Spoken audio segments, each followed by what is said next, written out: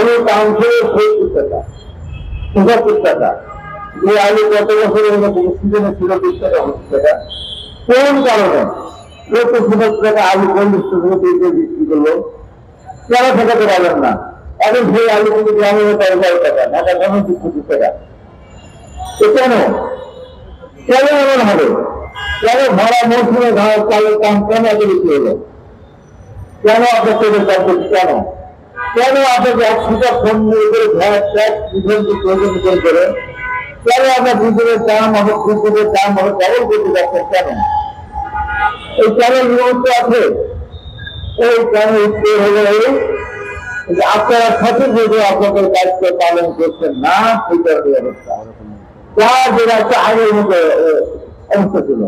উপজেলা কাদের যখন সাধারণ সম্পাদক পার্টি ওই সেতু মন্ত্রী, উনি রাস্তার মন্ত্রী, রাস্তার কথা বলেন না। প্রতিবাদে আয়োজিত আজকের এই প্রতিবাদ সমাবেশের সম্মানিত সভাপতি, চালক দলের সম্মানিত সভাপতি জনপ্রতিনিধি,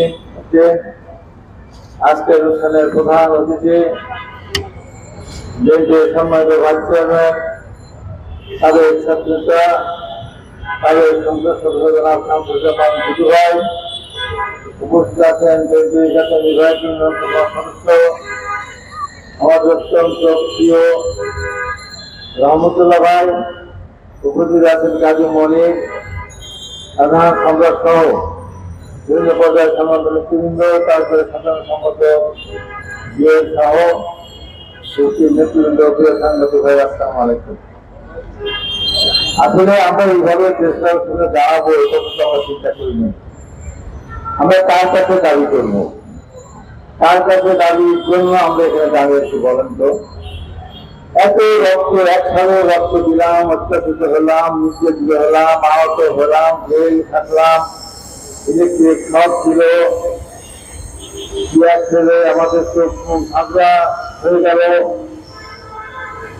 আবার কেন আমাদেরকে রাস্তা পর দাঁড়াতে হবে? বলেন তো, আমাদের তো সরকারের কাজ, আমাদের সরকার, আমাদের সরকারের বিজ্ঞাপন কেন দেওয়া হবে? আমরা সরকারের যুদ্ধে দাঁড়ায় নাই, আমরা সরকারের বলতে চাই কেন এমন হচ্ছে? এমন তো হওয়ার কথা ছিল না। এই সরকার সবচেয়ে জনসমর্থিত সরকার, সমস্ত রাজনৈতিক দলগুলি কিন্তু বিএনপি একটা দল, যে দলের প্রায় 70% মানুষ যে দলের পক্ষে।